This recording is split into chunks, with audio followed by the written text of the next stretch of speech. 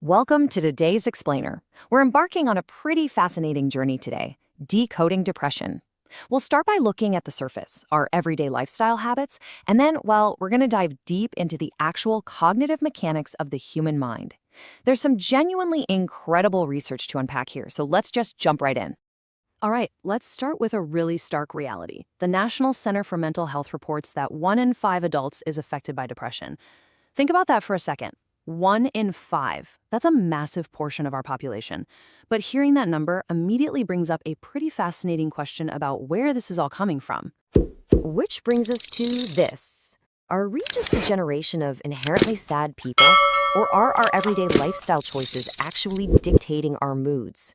It's a crucial question because it bridges the gap between our daily physical habits and our overall mental well-being. Really, how much control do we actually have over the way we feel? Here's how we're going to map this out today. 1.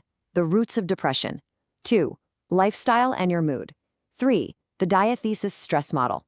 4. Explaining bad events. 5. Learned helplessness in children. And finally, 6. Reframing our thoughts. Let's get to it. Okay, part 1. The roots of depression. More than just sadness. And that leads us right into part 2. Lifestyle and your mood. The external factors. So the science shows us that depression is way more than just a passing feeling of sadness, right? It's this incredibly complex web. It's built from physical, environmental triggers, and deeply ingrained psychological interpretations. Looking purely at the external side, the National Center for Mental Health found that our most mundane everyday habits can massively compound our mood. For instance, look at number 5, a lack of exercise. If you sit still for more than 7 hours a day, which, let's be honest, is practically everyone's standard workday right now, you are actively increasing your depression risk. Or what about number 6, neglecting nature? We absolutely need the sunshine hormone, vitamin D, to maintain our mood. And get this, it literally only takes about 15 minutes of natural sunlight a day to get it, but missing out on that tiny window can severely impact how you feel. We're also seeing factors like getting less than the recommended 7 to 9 hours of sleep, feeling isolated, or navigating grief and trauma.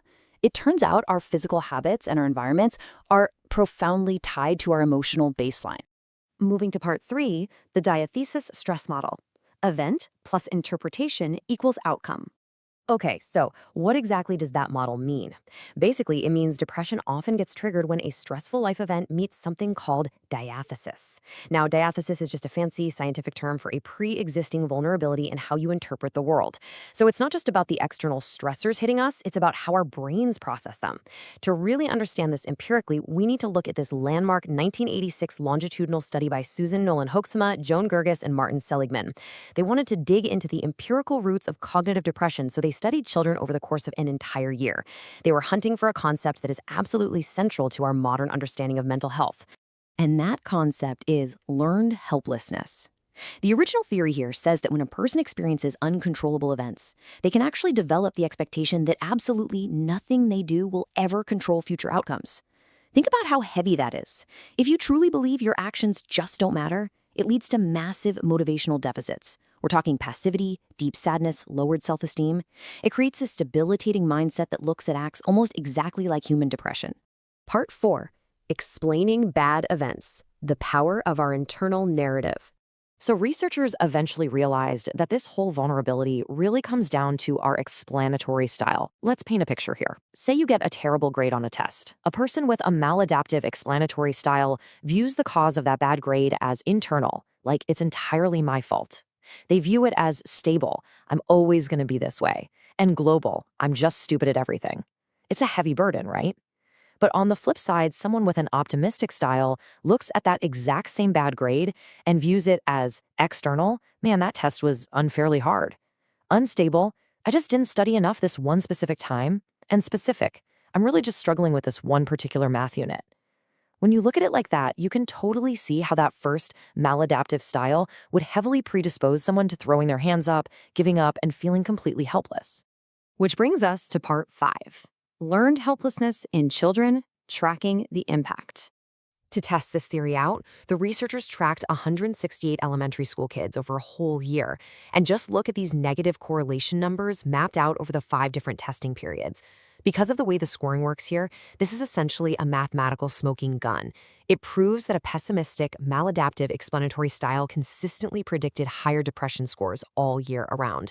In fact, the researchers actually found that a child's explanatory style could predict their future levels of depression. It's wild. It proves that our internal narrative isn't just background noise. It is a powerful driving force of our mental state. And the crazy part? It didn't just stay trapped in their heads. This internal narrative bled straight into the real world. The study also looked at achievement testing and teacher observations, and the kids with a maladaptive explanatory style showed measurable, real-world deficits in the classroom. They had decreased persistence on tasks, they just give up faster. They had lower quality problem-solving skills, and their teachers consistently rated them as showing way more helpless behaviors during class. They were literally giving up on their schoolwork entirely, all because of how they internally explained their own failures.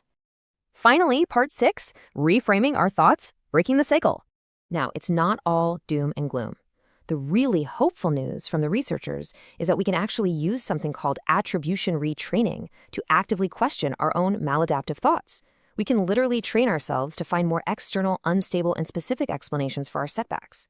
And honestly, this ties perfectly back to the 10th lifestyle factor from that National Center for Mental Health article we looked at earlier, self-criticism. The actor Daniel Radcliffe has a great quote in that article. He says, "Being self-critical is good, being self-hating is destructive." It hits the nail right on the head. Asking yourself, hey, how could I do this better next time? That's a specific, unstable explanation that helps you grow. But sitting there saying, I'm no good at anything, that's a global, stable, internal explanation. It's self-loathing, and it is absolutely destructive to our mental health. So we've seen how literally everything from getting enough sleep and catching some sunlight, right down to the very words we use to explain our own failures, plays a massive, massive role in our overall well-being. As we wrap up this explainer, I want to leave you with one final thought to chew on. The next time you face a setback, even today, listen really closely to that little voice in your head. Is your explanatory style holding you back, or is it actually moving you forward?